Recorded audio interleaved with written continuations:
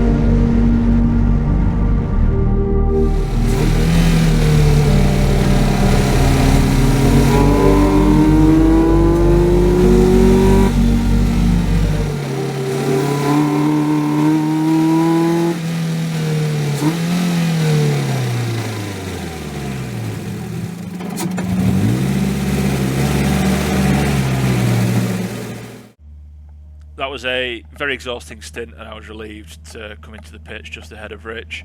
Rich put on some really, really high pressure towards the end of that stint. You know, and I was just while I've been sat here editing this video, I was checking the lap times out, and I was putting in some pretty quick laps. And Rich was right there. He just would not let up, and all I had to do was a slightly mediocre lap, and he was right back on me. So I'd love to see Rich, if you're watching, I'd love to see your times for that stint, because it was intense and it was very consistent. But as I say, relieved to come in, relieved to keep Rich behind me during the Joker lap window, and yeah, brought it in for Charlie to now take over.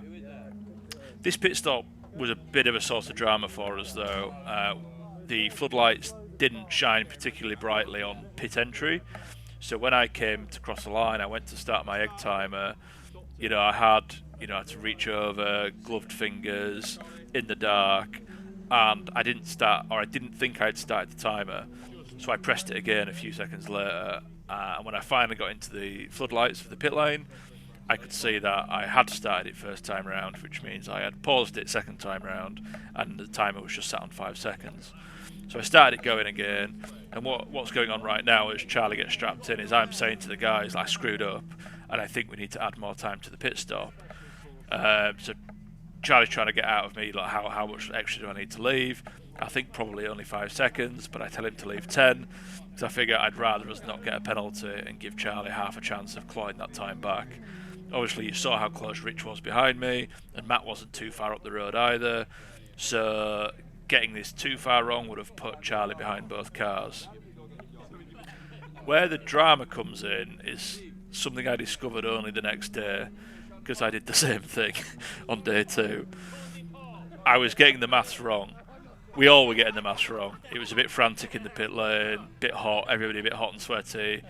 Because I'd started the timer and stopped it and then started it again, instead of leaving extra time, we should have been sending Charlie out early. So we should have been sending Charlie out at like 3 minutes 50. Instead, we sent him out at 4 minutes 10.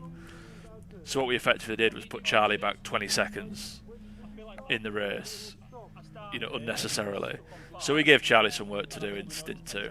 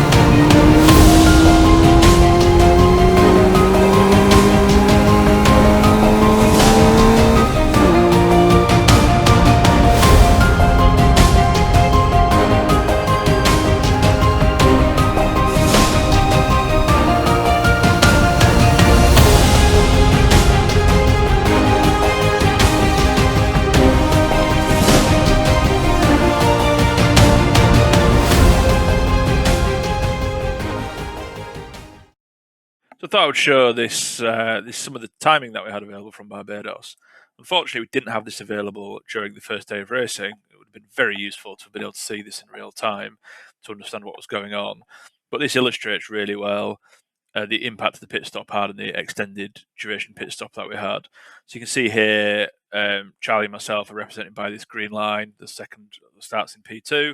We raise that up to P1 after a few laps and then hold that P1 position until the pit stops. Because it's a 4-minute pit stop, obviously that drops you way down the order. The only reason we didn't drop to the absolute back is because these guys down here had already pitted, so that effectively puts us down into 6th during the pits. But over the next few laps, the rest of the pack pits to kind of rearrange the order a little bit. The one exception to that is Matt Fox. So Matt doesn't pit until right towards the end of the race. Which was a kind of alternate strategy that he deployed, and to great effect as well, because that did get him back into P2 by the end of the race. But the impact of the time, extended time that we had in the pits, means that Charlie did have to pass John, who is now in Rich's car, John Bond, who is now in Rich's car, to get that lead back. Had Charlie just gone out and kind of lapped around and not overtaken anybody for position, we would finish that in P2, maybe P3, depending on the timing with Matt's pit stop. So yeah, given Charlie a bit to do, which is a shame. I was trying to, my objective for the weekend really was to give Charlie the easiest job possible. But it's part of the fun, and Charlie did a great job. Welcome back to Bushy Park. Final day of racing, and we've still got a 20-minute sprint that Charlie should be doing because he qualified for it. If I wanted to do that, I'd need to start from the back of the grid. In the name of conserving energy, I think I might let Charlie do it, but we're TBD on that. 1 hour endurance that we're sharing, and then we've got the 1 hour 40-minute super enduro at the end. So brand new tyres on for this morning. Georgie has just arrived at the circuit for her 40-hour visit to Barbados. So they've just let her out some sighting laps in Ryan's 270 car. She'll be joining in the endurance race later, which is pretty cool. So yeah, nice new tyres on. Hot, seems hot today than it has been all week. So yeah, 60-minute endurance race first up. I think I'm going to go first again and let Charlie bring the rear.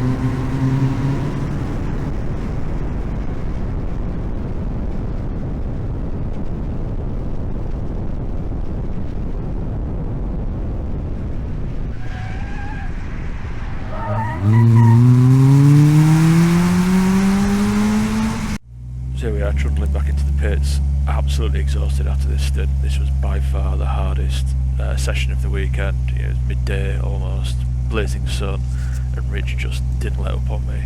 Rich's pressure was immense in the second half of that stint, and he made a great move around the outside of the downhill king to get by. Ultimately, I ended up following Rich into the pitch. You can see he pitted a lap before me, so he's probably a minute or so into his pit stop by now, and that caused time on my daytime running at Barbados. So yeah, still a pretty solid stint. Disappointed not to have come in net leader, but here we go to hand over to Charlie to finish the job off. So handing over to Charlie, in theory he would have needed to have passed John Bond on track, with Rich coming in just ahead of me, but I was quite confused editing this back because that didn't happen. Charlie came out in the lead, and spoiler alert, he kept the lead right until the end of the race, and it took me a while to figure that out. I had to chat to Rich about this and figure out what happened. There was no way I could have kind of undercut him or overcut him in the pits. I only had one lap, and it wasn't that great, and it turns out what happened, and sorry John if you're watching, correct me if I get the facts wrong on this, I think John gets to the end of the pit lane and realises his helmet's not done up, so he got stalled in the pits, so massive shame for John, but that effectively meant we leapfrogged back in the lead. So once again I was giving Charlie not a lot of work to do. He just had to get around, pump in the laps, and get us over the line.